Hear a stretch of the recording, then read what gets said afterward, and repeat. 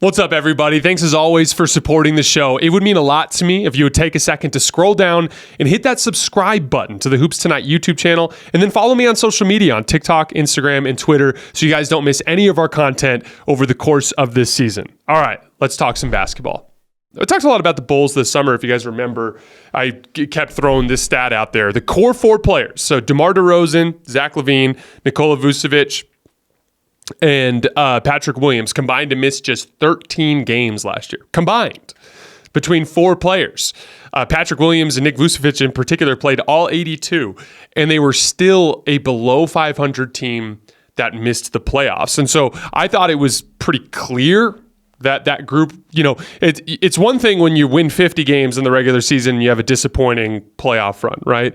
It's another thing when you have, you're hovering around 500, but you've been decimated by injuries and you never got to build continuity and see what the guys are capable of. And don't get me wrong, like this team was intended to have a steady dose of Alex Caruso and Lonzo Ball in the backcourt taking perimeter defensive assignments and kind of anchoring that end of the floor. And obviously Lonzo Ball's been a complete non-factor because of his injuries, and Caruso's been in and out of the lineup, but they've had other guys, right? Like Ayo Dosunmu's come in and played a lot of quality perimeter defense. They've had enough around their core four guys to be able to contend, or at least to get to see what this group is capable of. And it just clearly seems like there is a ceiling there. I think in general, among the four guys there at the top of that situation, there's not enough just total commitment to the defensive end of the floor. You're weak at in terms of rim protection. You're weak at the point of attack defensively. Zach LaVine in particular has always struggled in help and recover situations. So like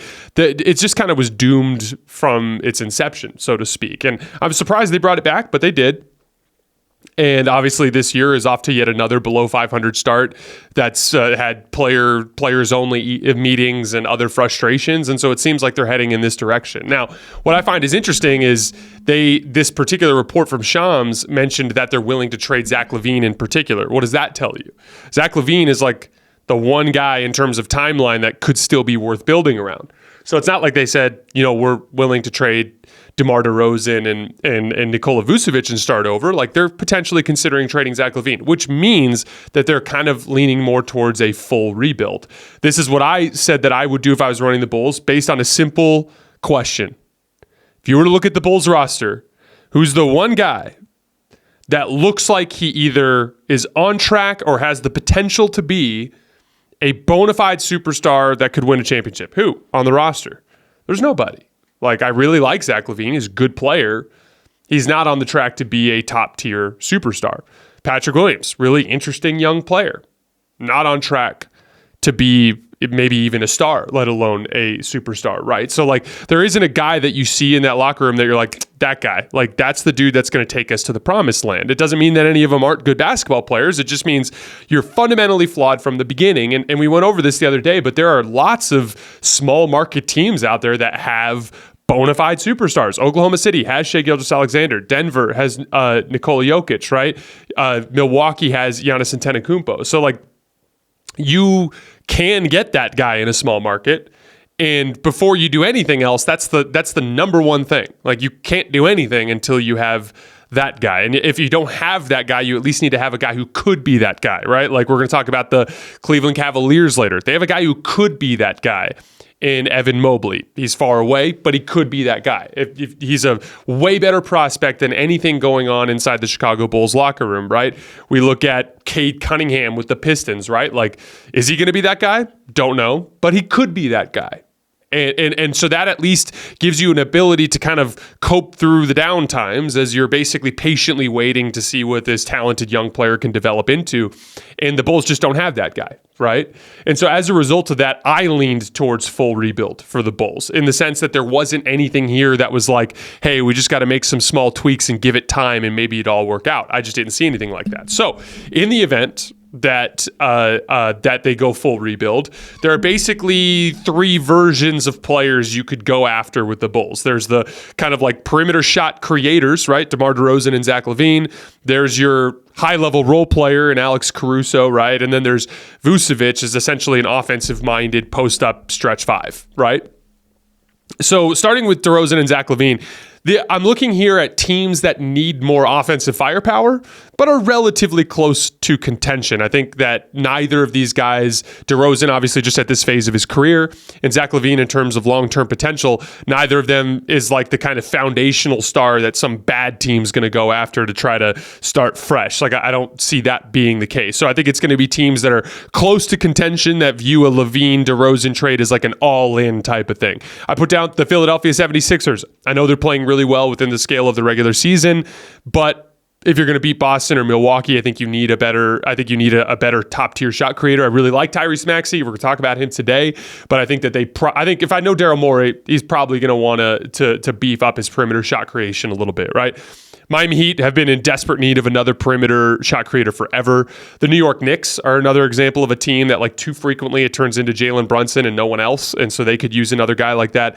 The Raptors are pretty much devoid of high-end offensive skill at this point, so that would be another, Zach LaVine next to Scotty Barnes is a really interesting duo, right?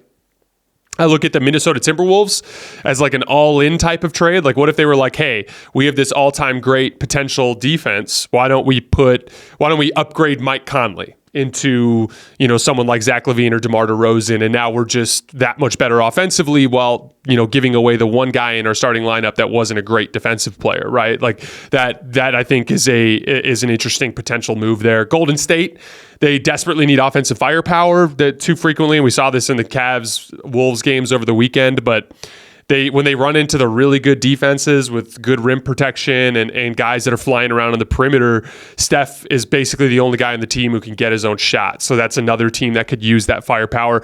The Los Angeles Lakers, I don't think they are as much in need because of how good LeBron has looked this year. And I look at that as like, if you could get DeRozan as part of a Caruso deal, I would be interested in that. But I have them lower on this list because I don't think they really need it. And last but not least, I put the Los Angeles Clippers. Actually, I'm just kidding. That was a joke. All right, Alex Caruso was the next guy that I put on this list as someone that teams would be targeting. Now, in this case, we're looking at teams that need backcourt athleticism as well as point of attack defense, right? These are some obvious ones at the top, right? Lakers and Bucks. These are teams that desperately need upgrades at that two-guard spot. The Miami Heat are a team that isn't the most athletic backcourt in the league. The Dallas Mavericks are a team that you could see Alex Caruso essentially as a guy that could play significant minutes on the perimeter alongside Kyrie Irving and Luka Doncic, especially as a team that kind of needs a perimeter defense upgrade. And then I put the Sacramento Kings as well. They're another team that you saw last year. They kind of went away from Keegan Murray and Kevin Huerter at stretches during their playoff run because they didn't trust them defensively and they weren't making shots. So Alex Caruso is a guy who could potentially be an option that they put next to De'Aaron Fox in a playoff series and just kind of up their defensive potential a little bit. So those were some examples.